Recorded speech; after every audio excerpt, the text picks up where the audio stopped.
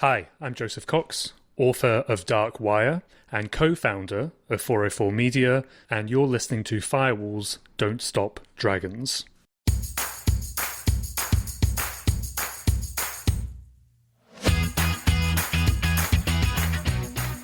Hello, everybody. Welcome back to Firewalls Don't Stop Dragons. I'm your host, Kerry Parker, and today we have episode 380 for June 10th, 2024. And I've got an amazing interview for you today. We're going to be talking with Joseph Cox from 404 Media about his new book, Dark Wire. I read it last month. I was lucky enough to be able to get a preview copy from the publisher so that I could read it before the interview. And it is really just an amazing book. It is like a spy, law enforcement, thriller, page-turner novel, except it's all real. And I'll come back to that in just a second. But before we get to that, a couple things. First, thanks to the new followers on Mastodon. If you missed that, I have kind of decided that I want to simplify my social media platform profile, and I'm going to stop doing Facebook at some point soon. I'll keep my account, but I'll probably stop posting there. And maybe, hopefully, Twitter as well. We shall see. It really kind of depends on how many people get to move over to follow me on Mastodon.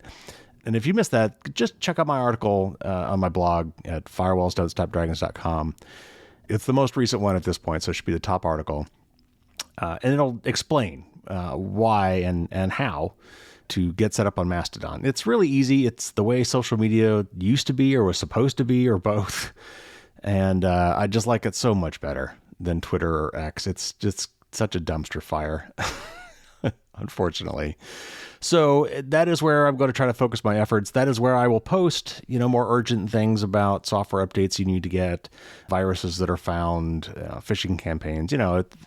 I can't claim that I will have every single piece of information that's relevant to everybody, but that is where I will post that kind of thing. So anyway, check that out. I want to get as many people moved over there, or even new people to social media, or people who haven't been in social media for years because it's gotten so crappy, to come try to follow me on Mastodon, because that is so much better.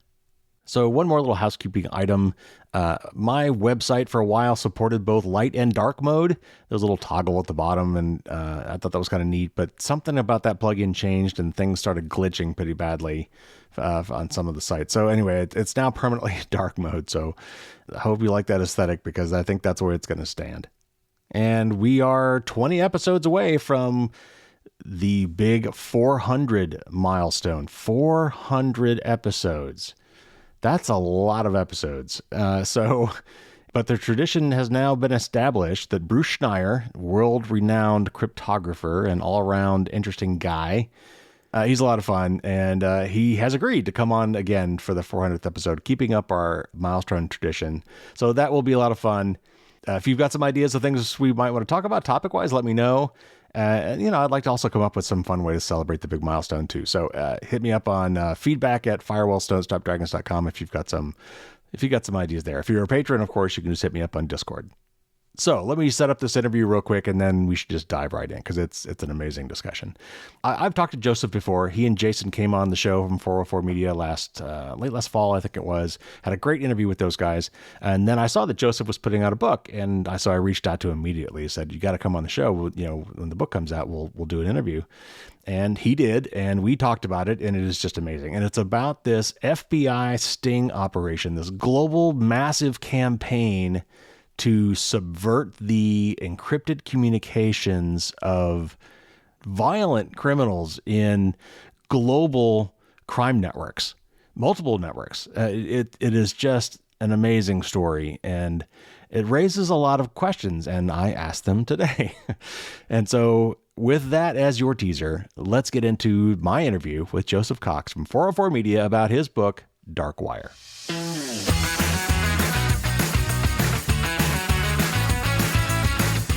Joseph Cox is a reporter and co-founder of 404 Media. His investigations have triggered hundreds of millions of dollars worth of fines against major telecoms, shut down data brokers, stopped companies selling location data linked to abortion clinics, pushed lawmakers to write new privacy policy legislation, and he is now the brand new author of a book called Dark Wire that just hit the shelves last week.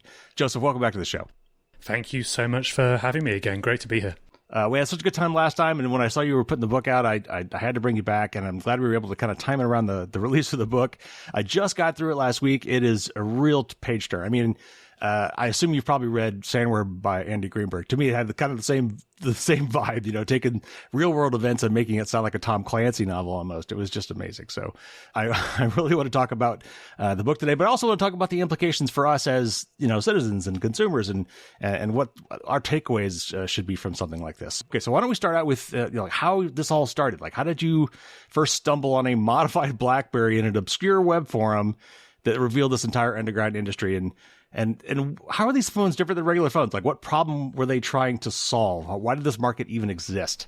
Yeah, so in around 2016, I'm on this obscure Dutch crime blog, as you say, and I come across this post that's discussing these so-called PGP BlackBerries.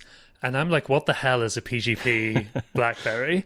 And as it turns out, it's these highly modified, highly customized devices where not only have the developers or the manufacturers added pretty good privacy PGP software onto the device, they've also sometimes removed the GPS, they've taken out the camera, they've added like a wipe command as well, which is different to sort of Apple's wipe. There's more done by the user. This was, you could contact the company if your phone fell into the wrong hands and they would wipe it for you.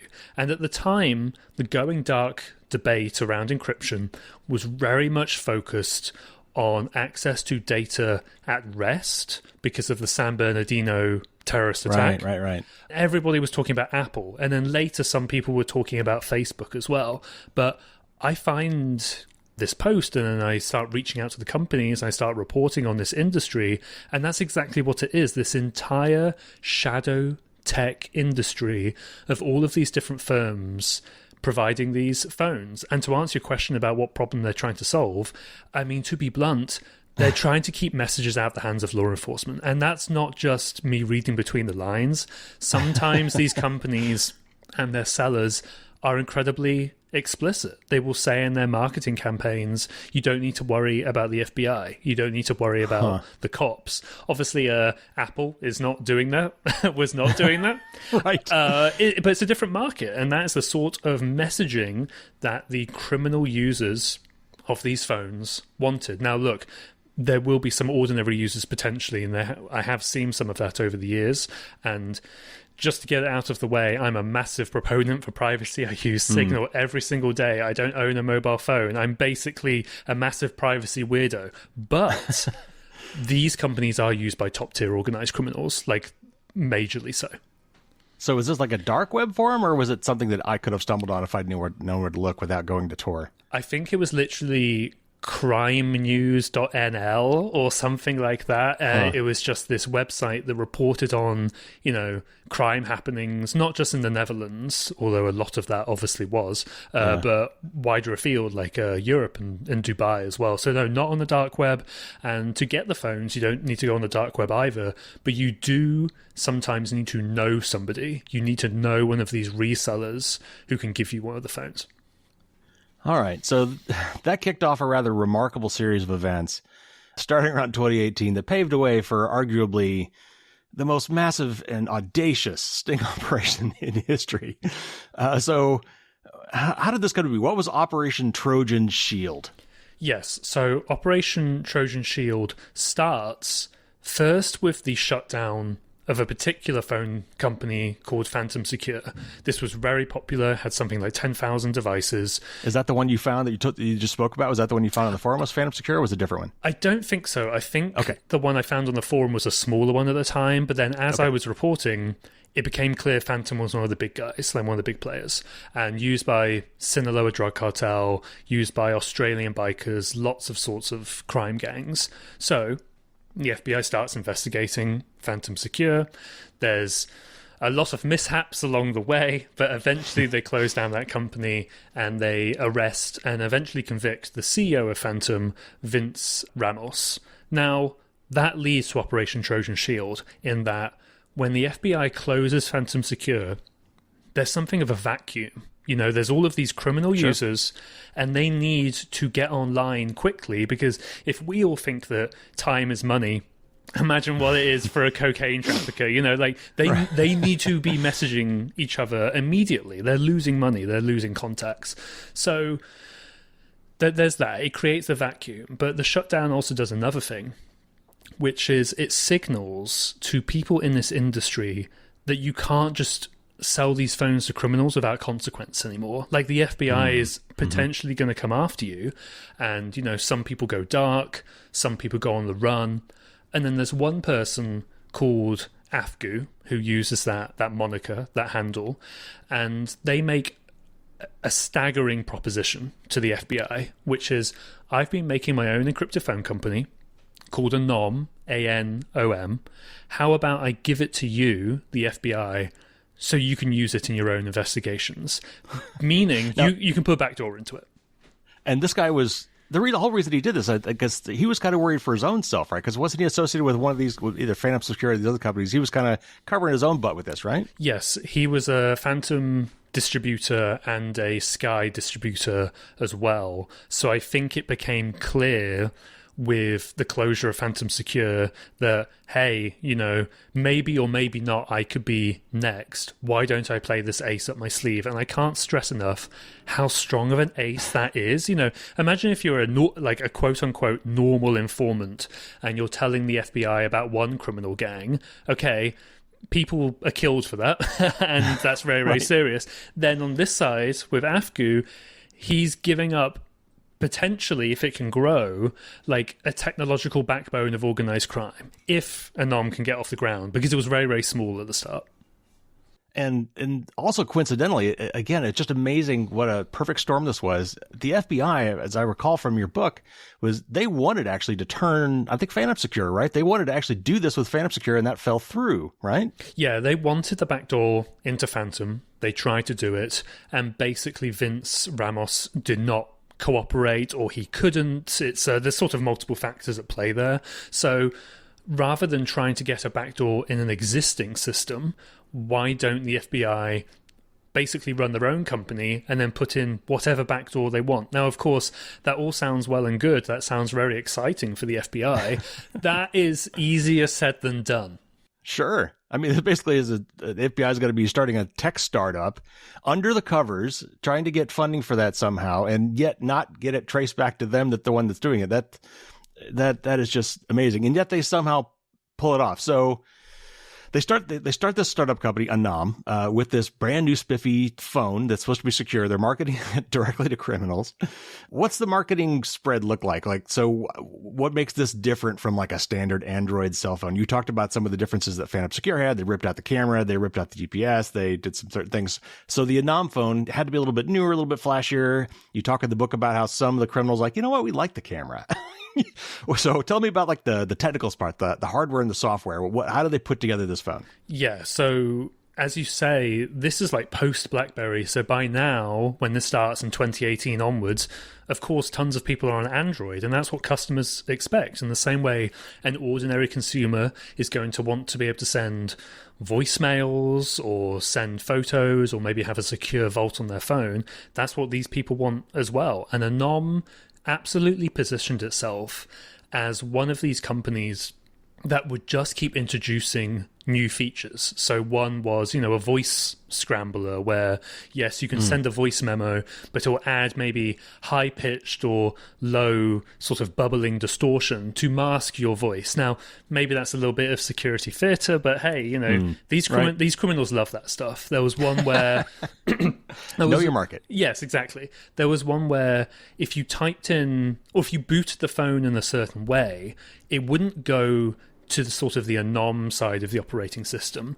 It would go to another that was just full of dummy apps. So it looked like, there would be a streaming app on there, there'd be Candy Crush, just like normal stuff. The apps didn't actually work, but to passing or casual inspection, it would look like an ordinary phone. Meanwhile, in the other part of the operating system, the secure one, there would be a calculator app. You'd have to open up the calculator, type in an equation, 2 times 32 and press equals or whatever, the calculator would fade away and the Anom app would come into view, which is stupid. It's ridiculous. It's like really theatrical and cheesy.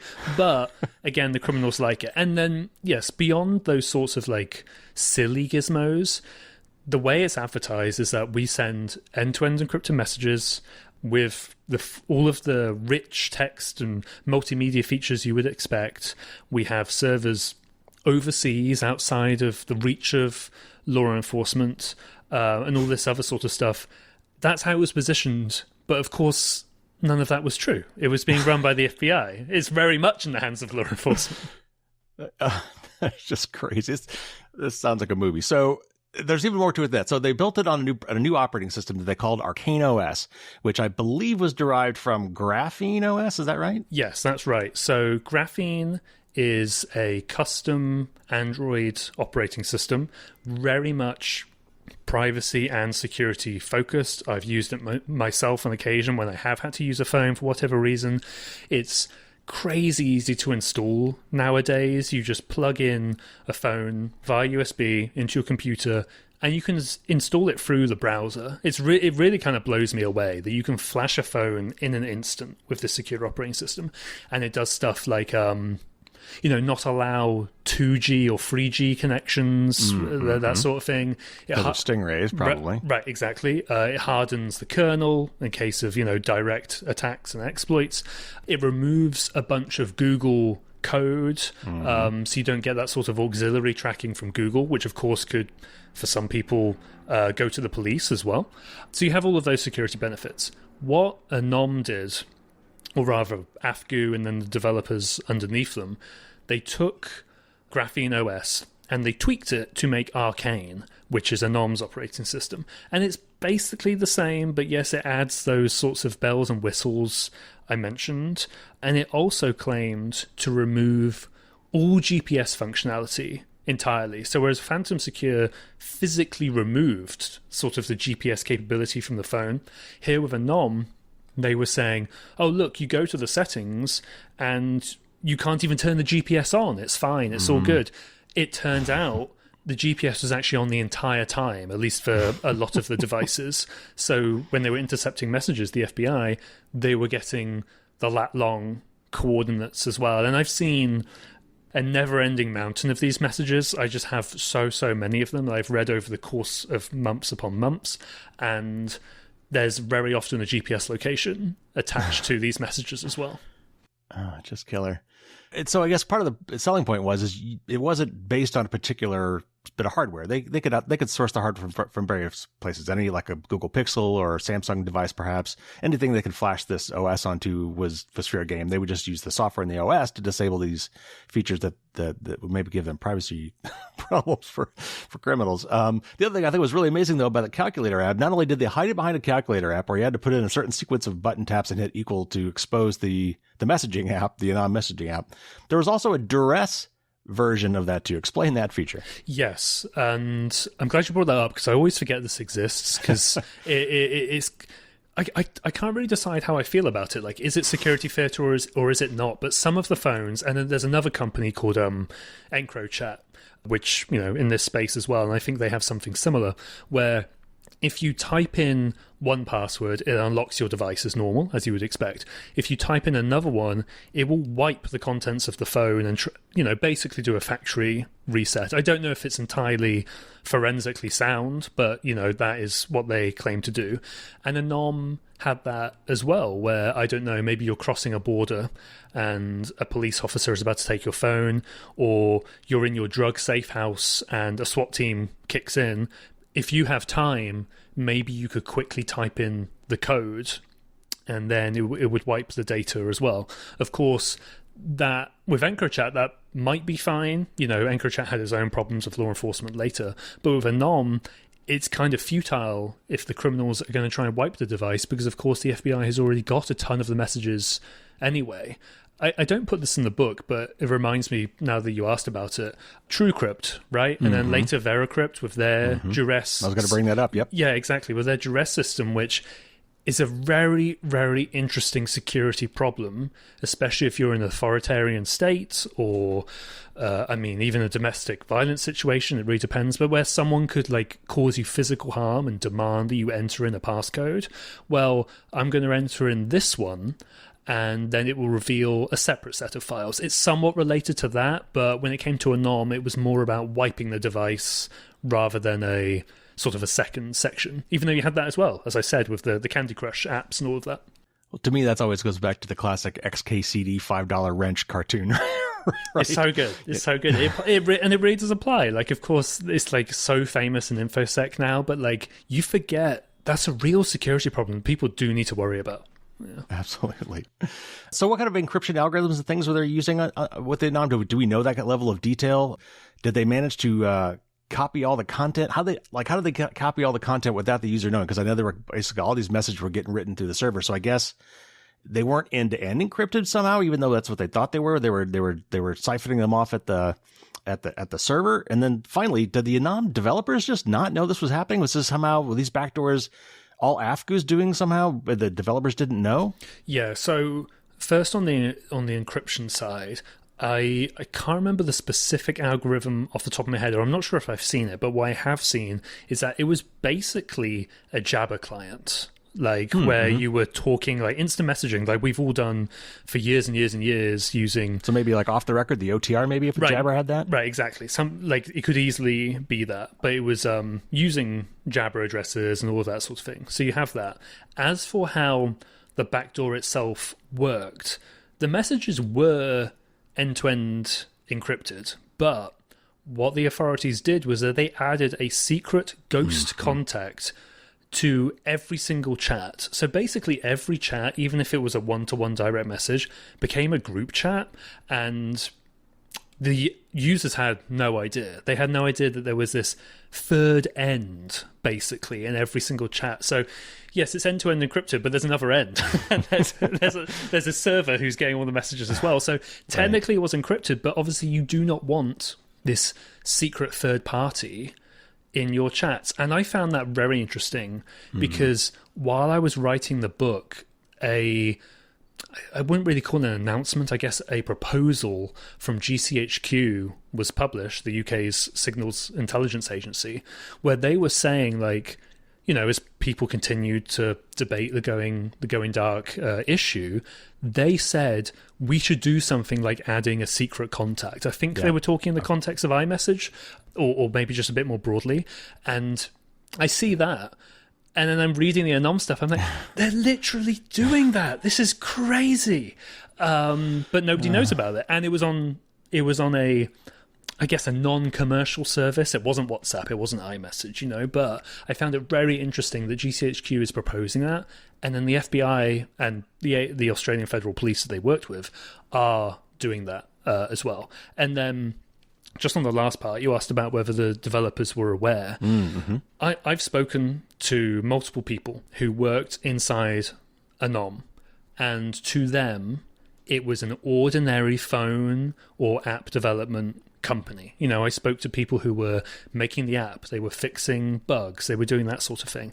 I actually spoke to people who helped write the back door as well, and what they understood was that, well, our app and our phones are being sold to companies, corporations that need to archive their messages for compliance or whatever it is. And this is very standard. If you work in a bank, for instance, yes, you want secure chat technology, but your employer, your boss, or, the IT or the HR department is going to want some sort of way to archive messages in case something goes wrong and we need to audit them later. That's like a law. Is that Sarbanes-Oxley or something? There's a law that requires financial institutions to keep records like that. Yeah, and in government as well. DHS, for example, they use Wicker, which is, it was a pretty popular encrypted messaging app. The government/enterprise version of that allows clients to archive messages. So that's what the Anom developers thought they were doing.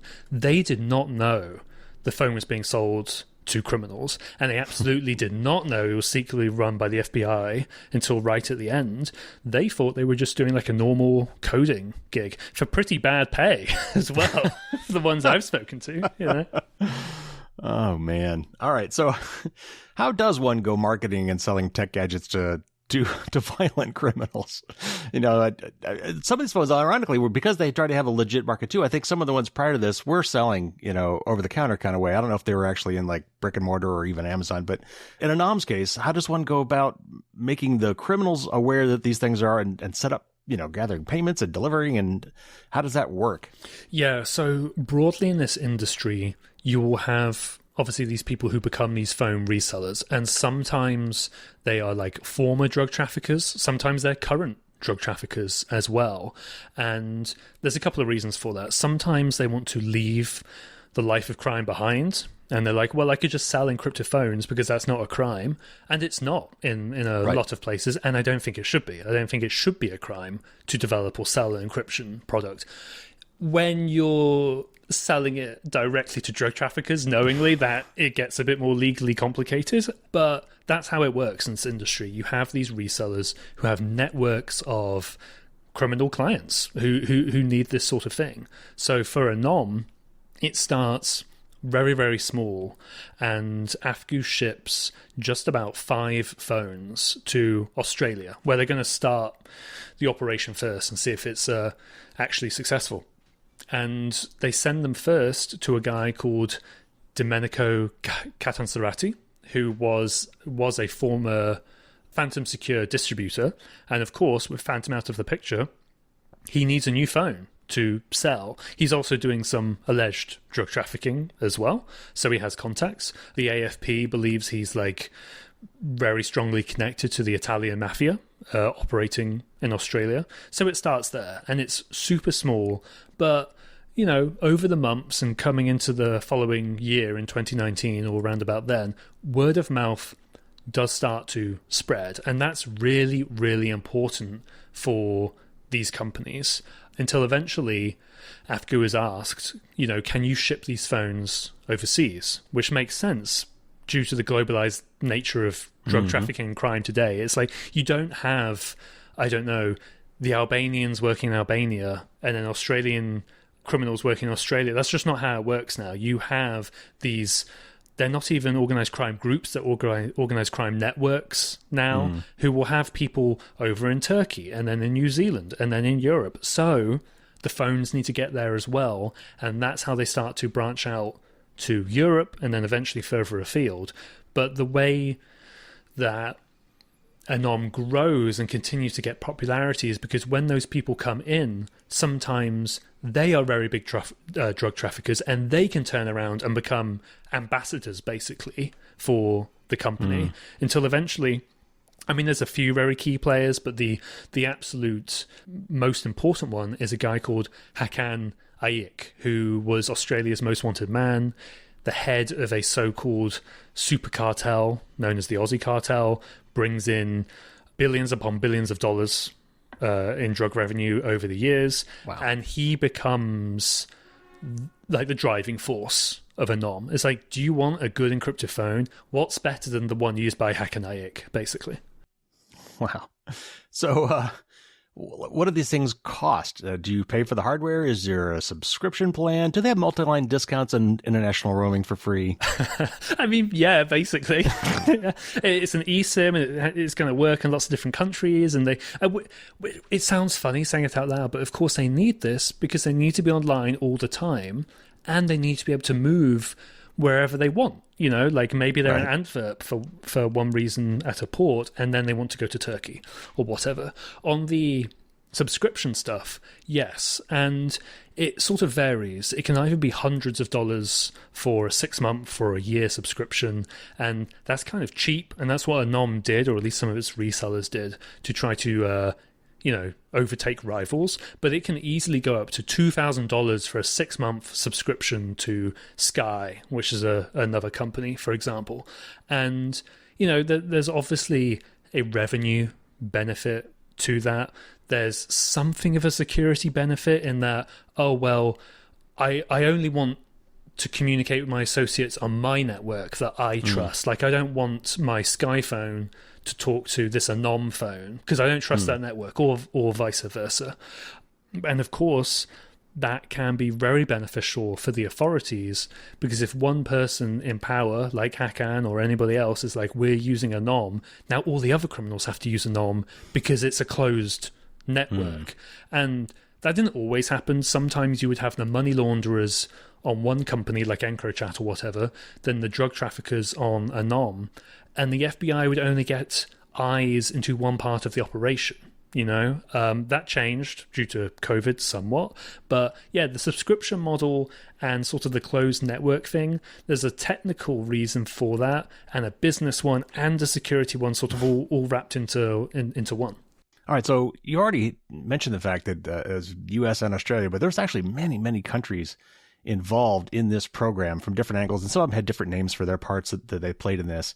So how did they handle all the jurisdictional and, I assume, legal issues associated with doing cross-country collection of information, but also sharing that information, between these nation states and these different, types of law enforcement and intelligence authorities?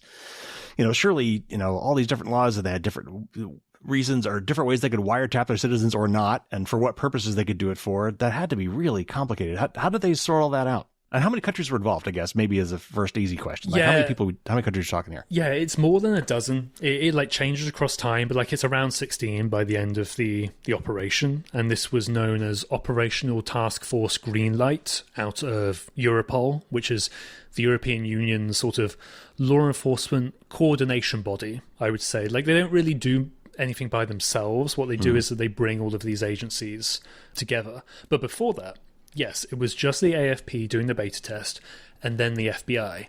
And the FBI is not reading the actual messages themselves at the start because they haven't got legal approval. They have to figure out legally how are we going to do this, because for all of the problems with the US justice system and surveillance laws and all of that, it's actually pretty hard to get like a wiretap. And of course there's, the Fourth Amendment when it comes to search warrants and search and seizure and all of that. So they had to figure out a way, how are we going to do this? And they settled on, we're going to have all of the Anom phones send their collected intelligence, their messages, to a third country whose court there will allow it. I don't know the specific law used, but I found and then revealed there was Lithuania. And that was the country they used after shopping around, and they tracked down Lithuania and was like, yes, we'll do it, as long as you keep our name out of it, which didn't stop me finding out and publishing it. But so they do that. And then the idea is that Lithuania, every Monday, Wednesday and Friday, will send the newly collected intelligence over to the FBI. And very importantly, they do this with a mutual legal assistance treaty, an MLAT. And this is like an agreement between two countries to provide data. That happens all the time where, I think this may have changed now, but let's say you're the UK NCA, which is like the UK version of the FBI. You want to get data from maybe Facebook. You might do that through an MLAT because it's an American company. There's some nuance to it, but that's generally how it works. Now, when Lithuania gave the Anom messages to the FBI with the MLAT, they basically came with no strings attached because it wasn't the FBI doing the collection. It was almost like a nice little gift that just been all packaged up and had a little bow on it. It's like, oh, here's this intelligence. We thought you might like it. So the FBI could do whatever it wants with it, including sharing it with other countries. Now, there's one key caveat, which is that the FBI basically did not find a way to do this in the US. They got very close, and they wanted to. And they laid the groundwork for that.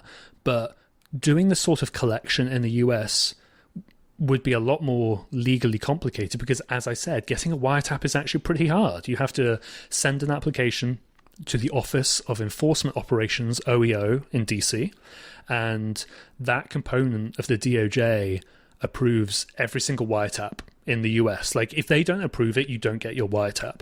So they tried to do that, and for various reasons I go into in the book, it never happened. Just OEO would not approve it. So the FBI didn't get to read messages inside phones in the US, but if you're outside America, doesn't matter.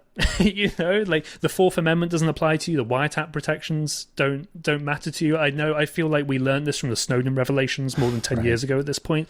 If you're outside of America, your rights are radically different to if you're... Even as a U.S. citizen outside America. Yes, you can still be collected, incidentally or not, and they use that to their advantage here, and they could basically wiretap the world, is how I phrase it. I know it wasn't legally a wiretap, but technically and ethically, and I think just colloquially, I'm fine describing it like that. Right. So I think it's important at this point that we kind of stop and think about what this means. So we're collecting all this data on a device that is subverted, that the bad guys don't know is subverted, and you're counting on the fact that that remains a secret. And yet you're getting large volumes of probably highly, highly sensitive and valuable intelligence on crimes that are going on right now or will be happening soon, including, as you said in the book, killings, kidnappings. This is not even just drugs, whatever you think about the war on drugs. This is even more than that, right? So, and I was already thinking this, and then you mentioned it in the book, that this reminded me a lot of the breaking of Enigma during World War II, where the Allies figured out the German encryption codes, but they had to be very careful on how they acted on that intelligence, lest they give away that huge advantage they had. That must have played into it here. How did they figure out what they could act on, what they had to let slide, because they must have to do that sometimes? What were their criteria? What were their red lines? How did they walk that line? Yeah, it's a constant tension throughout the entire story and throughout basically the entire book. Whereas you say they have this intelligence, but they have to figure out when to act on it. And it was kind of case by case. They would always have these meetings where an agency may say, hey, we have this shipment and we would really like to act. And maybe another agency would say, I don't think that's the right idea, whatever. But what would often come up, it could be like the size of the shipment, it could be maybe the urgency of it, maybe the type of drug as well. I mean, I remember I've seen lots of screenshots of the internal system used by the FBI to sort of label messages, and there's pertinent, which means obviously it's relevant, non-pertinent, obviously not relevant, and then I think there's just one that says cannabis. So it's like, oh, you could just tick that because nobody cares about cannabis, you know what I mean? Like, who cares anymore? But obviously that's quite funny, but it gives you insight into the fact that there's a spectrum here, in that not every on multiple dimensions. Yeah, yes. In that not every crime is worth necessarily burning the entirety of Anom over. Like, what are they going to do? Set up this massive tech company to then bust somebody for like 10 kilos of hash or something? Like, that would be ridiculous, right? I think even pro-privacy people or whatever, it would just seem like a very ridiculous trade-off. So they're constantly making these decisions on what to do, and then they can go about and do them. But there's almost a more important thing, which is like, well, when we do decide to raid a drug lab or intercept a shipment, so they have to figure out basically how to parallel construct where this information came from. And there's lots of different ways they go about it. Sometimes, the Australians would know a drug shipment was in a certain shipping container because of the messages in Anom, but they would send off for an X-ray. And that way, oh, look, the border cops found it because we did an X-ray on the truck or whatever, and nobody's going to be any the wiser. There's another example in there from a Swedish official I spoke to, and she's talking to a colleague who has no idea about Anom, and he's phoning her saying, oh my god, is it okay if we raid this place? Is your source going to be in danger or not? And she has to pretend to like phone her source or figure out if it's okay, and she's just twiddling her thumbs because obviously it came from Anom, and then calls the person back, is like, yes, it's fine. And she admitted to me like she had to lie basically to other law enforcement officials, and that made her feel bad. It does bring up obviously issues of justice as well. It's a pretty basic tenet of the justice system that people know the reason that they've been caught, so they can dispute the evidence against them. That being said, for the vast majority of Anom's existence, it was an intelligence operation. It actually wasn't putting people in jail, at least until the end. It was, we're going to get this drug shipment, we're going to seize this, we're going to disrupt it, which you don't need the same sort of judicial evidence for. It's a different sphere, it's a different sector, right? That did change when they did start arresting people, and then they did tell the criminals the messages came from Anom, but they had to work on the fly on how do we stop this killing, how do we intercept this shipment without, potentially causing more harm, which happened as well, or, tipping off people that Anom is compromised, because then of course they may leave the phones altogether and then they're not going to be able to intercept any messages. Well, and I think the book mentioned a couple of cases of this too. There's some unforeseen consequences and things that, as part of a business like this, when you start, having mysteriously, I remember there's one character who's funny. His name was Microsoft, which just kills me. He had a friend in prison called Linux as well, and I don't think that guy actually got into the book because I can never figure out why they call Microsoft and Linux. Just these two guys who met in prison calling each other. Okay, sure, whatever. But yes, but that's what he goes by. And so many times in the book, I had to keep thinking, okay, that's a guy. It's in the company. But, at one point in the book, he's really in trouble because a lot of his shipments are inexplicably getting found and he's out money and he owes other people money. And so some of these people start pointing the fingers at each other. The funny thing was some of these people did not suspect the phone. Like they just took that for granted and then started thinking, okay, we got a mole. And, and that could cause serious consequences when you're in a violent criminal drug gang. Yeah. Microsoft is possibly my favorite character I've ever covered for over the 10 years I've done journalism, basically. And his arc is incredible of, as you say, doing lots of drug deals, and one of them is like a twilight drop of cocaine in the middle of the sea and then getting picked up with speedboat, like really elaborate James Bond jobs. Yeah. It's what they call them. They literally call them James Bond jobs when they do the speedboat. Okay. So all of that, he gets into Anom. As you say, he's trusting it all the time. All the shipments are being seized, and they just never doubt the phones, to the point where Microsoft even says, oh, it must be because someone in our crew used Sky, which is one of the other encrypted phone companies. And it was really incredible to see this blind faith from this person into a security product, which was actually the reason for their downfall. And these guys, one of the most amazing things I found about this whole thing is that it was all picked up and sold and propagated and marketed by the criminals. Like until you got to the very top guy at the company who was making them, and then of course the FBI behind it all. I mean, all the way up, it was all criminals, and they were all selling it in their own networks to their own people with their own word of mouth, to people they trusted, down to this root of trust, which was poisoned, which they didn't realize, which it just kills me. Okay, so there's so many stories in this book. You've got to read it, but let's wrap this up. What was the end game for Trojan Shield? As long as they could keep their secret, they could keep this going and they did so for many years, but at some point it's got to end. So what was the plan for when it was going to end? And then what finally did trigger it? And then how did it all play out? Because it was just amazing. Yeah, so they decide to go loud and go public with running Anom on June 7th, 2021. And that's for a couple of reasons. The court order from Lithuania was going to run out. Maybe they could get another one. That's not the end of the world. But there's a much more pressing thing, which is it is getting really hard to maintain tempo with the amount of intelligence they're getting. They're just swimming in messages, not just in San Diego, but the European countries who are working with them as well. And as you mentioned, where they stop one threat to life and maybe they'll suspect a rat and that causes more violence, the risk of that is just increasing more and more and more. So they always knew they would go public because they wanted to arrest people, but they wanted to do this other thing, which is that they wanted to really undermine the trust in the encrypted phone industry. And the way to do that is by the FBI coming out and saying, hey, we were behind this basically the entire time, which will make the criminals go, well, damn, how can I trust any other company now? Right. Which I think has some bad side effects as well, which we can touch on. But the plan is we're going to do this massive global line of dominoes / relay race of arrests, where it started in Australia, and the AFP and the state police there, they started arresting people. And they did their own press conference saying, hey, this is because of Anom.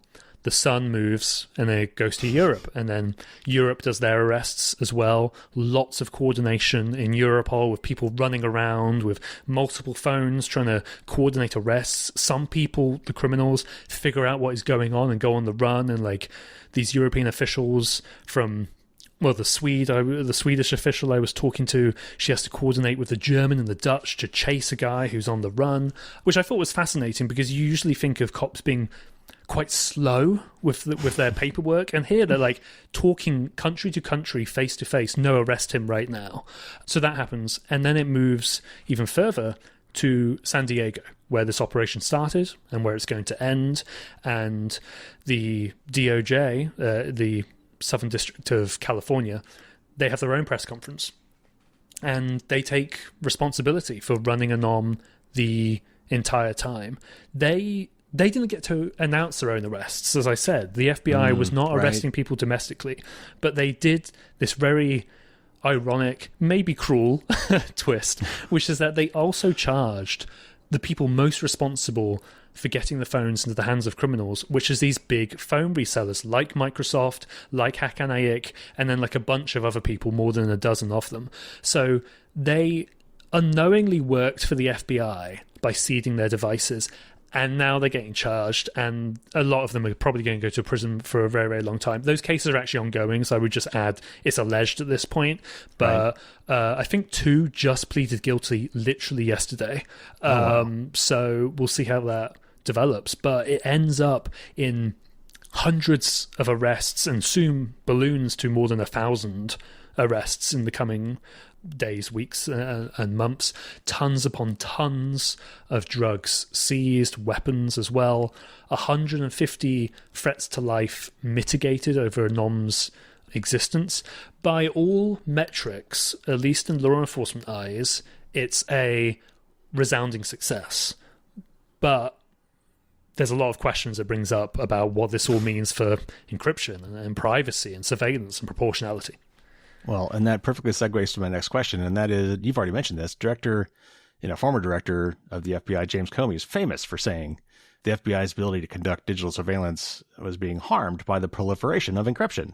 This whole going dark thing. I also just read a book by Byron Tao called Means of Control that paints a very different picture, asserting that, rampant data collection in support of advertising is providing a staggering amount of personal information to law enforcement and intelligence agencies. So, which is it? Are we going dark, or is this the golden age of surveillance? Yeah, it's funny because the FBI is obviously presenting it in a very simplistic black or white manner, because of course that's going to be advantageous to the FBI. So, look, we're completely in the dark, we can't do anything, when in reality, as you say, Byron Tao's book, great book, I've also read it as well, this unfathomable amount of advertising data which can be used to track you. And as I show in mine, Dark Wire, the FBI is doing these audacious operations, and Sky was hacked as well, and EncroChat. And since I've even written the book, there's been like 1 or 2 more smaller operations and investigations into these companies as well. So to answer your question about whether it is going dark or not, yes and no. Look, I will be intellectually honest and transparent and say that I read criminal indictments and I talk to criminals, and I know apps like Signal or even WhatsApp, barring the metadata, can be very useful to these people. And in a weird way, that's kind of reassuring because we want Signal to be so secure that it is actually reliable. Now, of course, that means the FBI and other law enforcement agencies are going to have to do other techniques. Maybe they would go to endpoint hacking, where they would use something like Pegasus, or maybe, the Five Eyes own tools and that sort of thing. And, maybe that's one way. On the other side, there's the stuff like Anom, where they compromise entire communications platforms, entire, tech companies.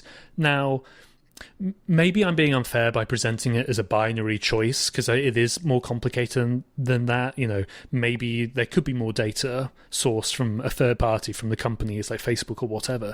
But just to do the one or the other for sake of argument, I would take the targeted hacking over the entire compromise of Right. encrypted platforms any day of the week, because as long as it's done proportionally, it's done with checks and balances, it's done with a warrant, whatever, I would take that over the potential collateral damage of intercepting messages over an entire app, for instance, Right. Yeah, and I think that's exactly the right dividing line, and classically, even I think in the founders' minds, that was the difference. It's mass scale, warrantless versus targeted for a reason and with probable cause. I mean, that is the functional difference, and that's the trade off we decided to make on privacy versus overall safety. So, all right. So as we wrap up, what lessons do you think the FBI and other law enforcement took away from Operation Trojan Shield? What were their key takeaways? And for example, I know you went to a conference, I think it was Vancouver, where some of these FBI agents were giving a talk it was like a conference for law enforcement, I think. So what were they preaching? What were they saying were their takeaways from this? What did they learn? Yeah, I mean, I wasn't supposed to be in that conference, obviously, but I did find a way in. I'm not a member of law enforcement, but I got in, and yes, towards the end of the talk, one of the FBI agents said they're very excited for the next iteration of Operation Trojan Shield, whatever that might be.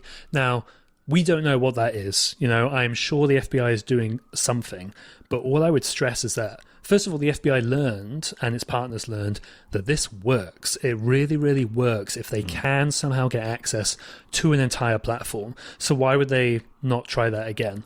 Second of all, I've been speaking to people, of course, who continue to sell these phones, and people who traffic drugs, and they continue to use encryption technologies. And while some are using encrypted phones from other providers, which still exist, but they're not at the same scale of Sky or anything like that, some are moving to just using a Graphene OS phone, putting Signal on it, doing their crimes, getting rid of the device, and then getting another one. And that brings up, I think, a very key and frankly urgent question, which is like, well, what is the FBI going to do when the criminals do move over to more consumer platforms? The FBI isn't going to pull up its hands and go, oh, damn, okay, well, they got away. I guess we can't do anything. They're going to find another investigative technique. And again, maybe that's hacking, or maybe it is trying to target a platform. And there is absolutely no evidence that Signal or another of these platforms has been done in that sort of way. But it absolutely raises the question of whether it could be, because the FBI has seen how successful this was. They've shown that it's possible. So, why would they not try to repeat it? Right, and that is exactly the point you were making earlier, that the FBI, part of the point of this whole program, not only was catching everybody, was to sow serious doubt in these tools for criminals to make them think twice about what they're doing. And so that leads to my basically my last question here is because they did this, they made such a point of that and telling it, like you said, it was I watched some of that. I found it on YouTube, by the way. I put a link in the show notes for that San Diego conference where they rolled it up on June 8th, I think it was. And yeah, they said this will make criminals think twice about this stuff. So as you already were alluding to, what, as the rest of us, as law-abiding citizens who are not criminals trying to move drugs or launder money, and we just want to have private conversations without the fear of mass surveillance, warrantless mass surveillance, how can we be sure at this point that Signal and Proton aren't just FBI honeypots? We can't, for most of us, I'm a software engineer, but even I couldn't inspect all that code and know that code was actually what is compiled and what's running versus what's just being shown to me. And as a journalist, you've got similar problems. You need to protect your sources and your communications.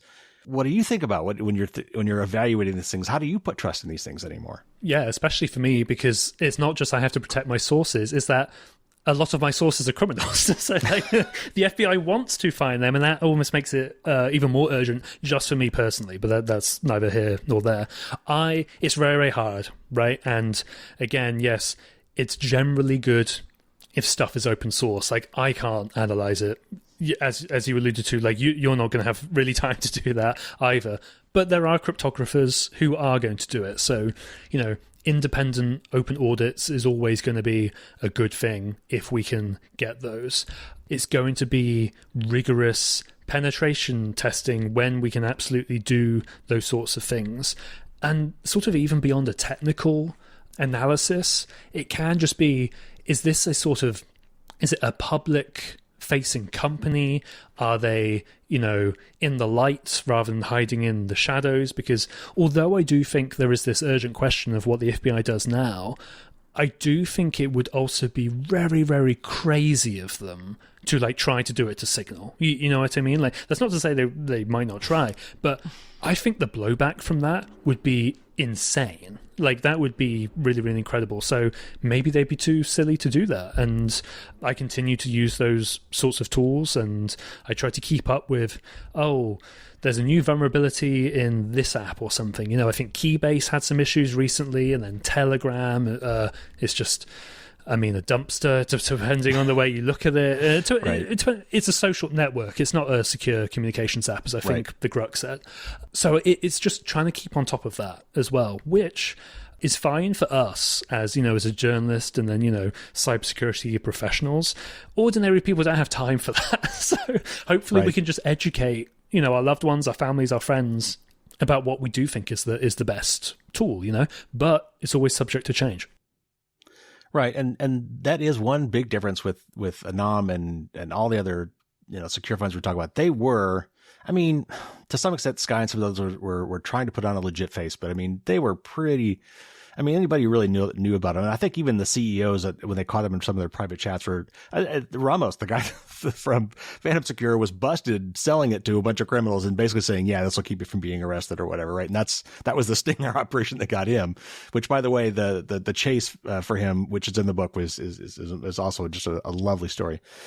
So yeah, I guess that is another difference. I think we can take some heart in knowing that, we're not buying and using services that are quite obviously being geared toward criminals and hopefully, and again, open source, I think I would agree as well. So the last question, softball for you after all this talk. What are the big stories that you and 404 are working on now? What do you guys got coming up? And do you have another book in you? Something else you're working on? I don't know if I have another book in me. I never thought I'd write one. Legitimately, I was like, I'm never going to write a book.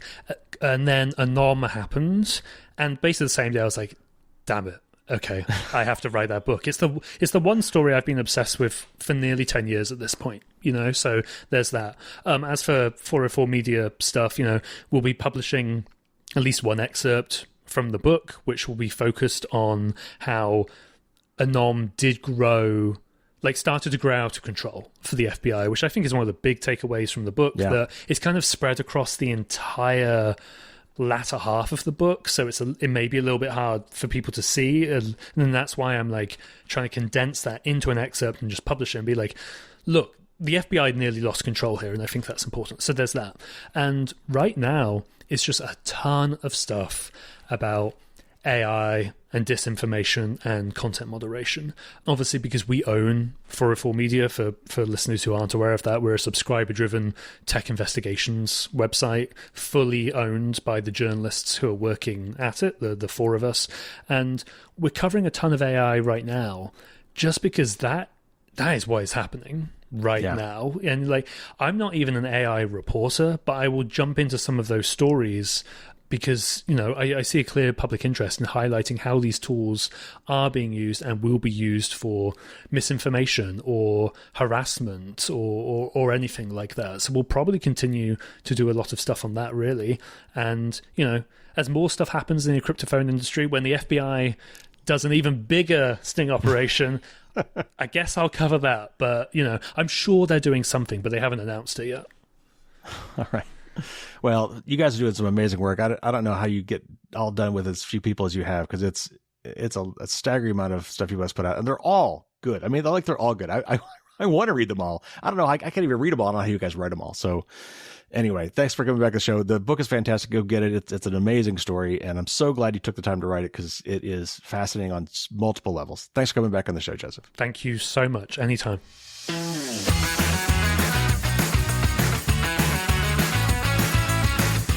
So I'll just say it again. It's a fascinating book. You should definitely pick it up and read it. It may seem like we covered a lot of details in this interview, but trust me, we have only scratched the surface. You really need to read the book. There's a lot of amazing anecdotes and stories and things in this book. It's a gripping read. It is not a dull topic at all, and it's very well presented. And if you do pick up the book, make sure you read the epilogue and the sourcing chapters at the end as well. There's some good stuff in there too. especially if you were thinking about all of this from a privacy perspective. A lot of that stuff is addressed in the epilogue and toward the end of the book. So I did a little digging of my own and went to the Wayback Machine, which can sample websites from earlier in time. And I found the old Phantom Secure and the Anom websites before they were taken down. So if you want to get a look at what those looked like back then, look at the show notes for some links on those. I also found Joseph's story in Vice back when he was there about the Anom phone. And there's a link to the video. It's on YouTube.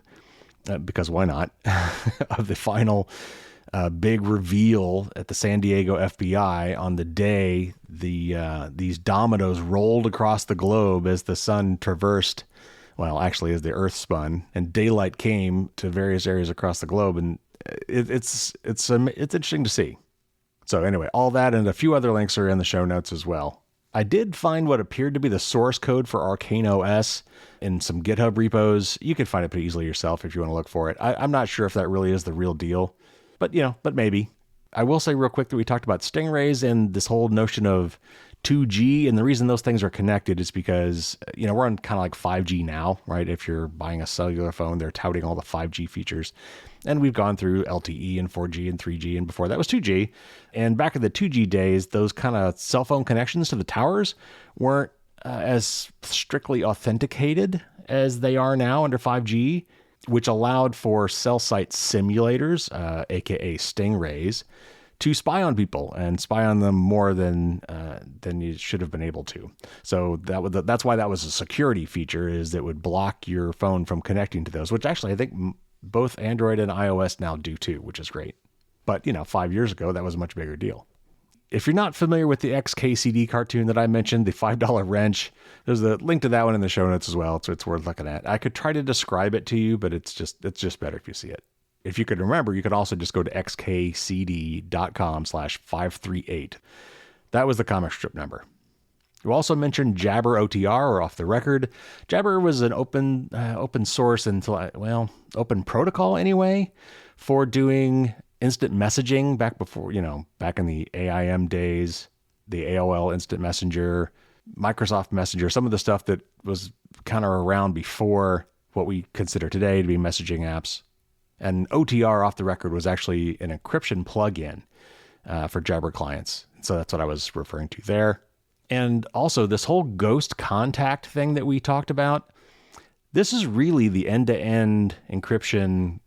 It's not really a backdoor. It's more of a wiretapping feature that most crypto experts and myself, I'm not saying I'm an expert, but I'm including myself in the list of people concerned about this, is the way I would really think that they would want to eavesdrop or wiretap encrypted communications, because we don't want them to actually put a backdoor in the crypto itself. We don't want to have privileged access for law enforcement or intelligence agencies into our encrypted communications. But if you could compromise the endpoint, and like they did with Anom, you could set it up so that, you've got an encryption connection between you and the person you're talking to, but unbeknownst to you, it's really a group chat, and there is a hidden ghost third party in that chat that is also getting CC'd or BCC'd on all your messages, which is exactly what Anom did. And so there's been a lot of speculation that if our encrypted communications were to be compromised by law enforcement, that would be the way they would go. How would we know that they're doing that? That's tricky. But I will say that there are enough people out there, cryptography experts and software experts and networking experts and hackers, that are concerned enough about this. They are keeping an eye on things like this and are trying to detect if this were to happen. So I at least put my faith in a lot of the people out there that are trying to make sure that our encrypted communications remain uncompromised. And I hope that if something like this were to happen, that somebody would notice. Okay, so that was a great interview. I really, really enjoyed talking to Joseph. And again, it's an amazing book. I highly recommend it. It's a great read. For my patrons on Thursday, I got a couple bonus questions in with Joseph. We talked a little more deeply about how he gathered the info, some of the journalistic aspects of creating this book. I asked whether he got any pushback from the FBI before publishing his book. And we talk about even some deeper issues around the war on drugs and stuff. So patrons will be getting that bonus content as usual on Thursday. So I've got a news show for you next week as usual. And then the interview after that will be with another author about another book, Byron Tao and the Means of Control, which we mentioned in this interview with Joseph as another great book. I just got done doing 2 other interviews. I spoke with Jack Daniel, who was one of the founders of Security B-Sides, which is sort of an offshoot of DEF CON and Black Hat, and is a global phenomenon, honestly. So we talked some hacker history. He's a very interesting gentleman with some great stories to tell. And then I talked with Jason Edison from Intel Techniques about OSINT, or Open Source Intelligence. So lots of great interviews and stuff coming down the pike. If you don't want to miss any of that, subscribe, and then we'll get it automatically. All right, everybody, take care. That's going to do it for this week. Stay safe out there. And until next week, as always, don't get caught with your drawbridge down.